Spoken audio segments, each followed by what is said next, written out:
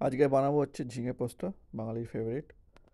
নেবো হচ্ছে ঝিঙে 400 মতন, আলু দুটো তিনটে, ম্যাক্সিমাম 200 থেকে 250, সাদা তেল, হলুদ গুঁড়ো, কাশ্মীরি লাল, আর নুন টেস্টের জন্য এই লাগবে।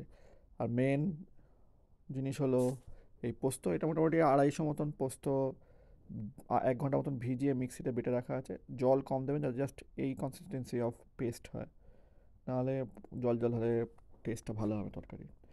এবারে যাওয়া যাক, কাটা যাক সবজিগুলো। প্রথমে ঝিঙে, ঝিঙেটাকে খুব ভালো করে ছাড়ে নিতে হবে। আমরা বাঙালিরা ঝিঙে ভালোই ছাড়াই। আমার এখনও মনে পড়ে ব্যাঙ্গালোরে আমাদের আম্মা ঝিঙে মোটামুটি খোসা সমেতই তরকারি করে দিত। আর তেতো হতো, আমাদের খেতে বসে ঝিঙের খোসা বাছতে হতো। যাই হোক, এখানে মোটামুটি ক্লিন করে আহ, গোল গোল করে কেটে নেবো। মাঝখান থেকে চিড়ে কাটি না, কারণ কি তাদের কী হয়, সেদ্ধ হওয়ার সময় বীজগুলো চারদিকে ছড়িয়ে যায়। আলু মোটামুটি স্ট্যান্ডার্ড এই ঝিঙের আর্ধেক সাইজে, কারণ আমরা আলুটাই মেন সেদ্ধ হতে সময় লাগবে।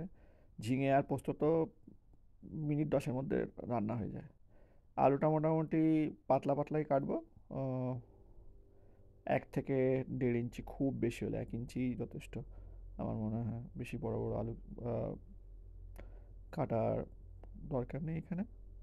তো এই মোটামুটি যদি দেখেন এইরকম সরু সরু সাইজের আলু কেটে নেবো। আহ, এরপর এই আমাদের কাটা ডান। এবারে কড়াইয়ে তেল দেবো। আমি একটা প্যান নিয়েছি, আপনারা কড়া বা ফ্ল্যাট প্যানও নিতে পারেন। তেল আমি তো আন্দাজে দিই, কিন্তু আপনারা মোটামুটি ওই 2 টেবিল স্পুন মতন বা 30 থেকে 40 ml গরম হয়ে গেছে তেল। এবার দিয়ে দেবো হচ্ছে আমার এই শুকনো লঙ্কা। এটা আসলে কাঁচা লঙ্কা, শুকিয়ে গেছে, আমি মাঝে মাঝে করি এরকম ন্যাচারাল শুকনো লঙ্কা। আলু দিয়ে দেবো। আলুটা দিয়ে মোটামুটি মিনিট 5 মতন ভাজবো হালকা আঁচে।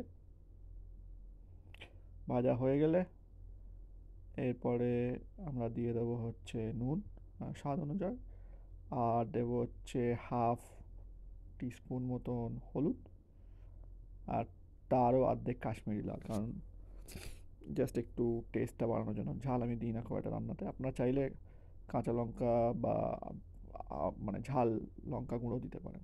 এটা নিয়ে একটু নেড়ে দিয়ে আহ, হালকা করে ঢাকা দিয়ে দেবো। ঢাকা দিয়ে এটাকে একটু স্টিমে রান্না হতে দেবো মিনিট 5। তো মিনিট 5 বাদে এটাকে খুলে এতে মোটামুটি 1 গ্লাস মতন জল, এটা মোটামুটি 250 থেকে 300 ml মতন জল আছে, জলটা দিয়ে তার মধ্যে পোস্তটা দিয়ে দেবো। কোনোদিনও শুকনো আছে জল ছাড়া পোস্ত দেবে না, পোস্তটা জ্বলে যায়। তো এই জন্য জল দিয়ে তারপরে পোস্তটা দিয়ে এটাকে একটু হালকা করে মিশিয়ে নেবো। মিশিয়ে নিয়ে মিনিট 5 মতন ঢাকা দিয়ে এটাকে রান্না করে নেবো।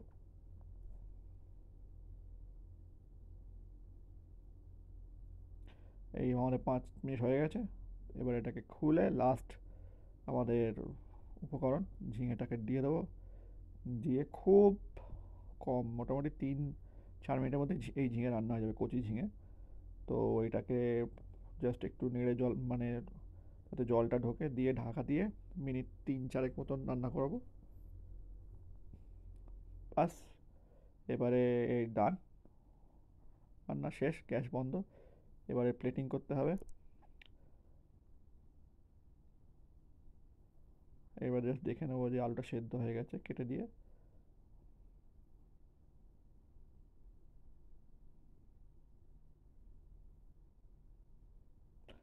এই আমাদের বাটিতে নেমে গেছে। এবারে জাস্ট খাওয়ার পালা।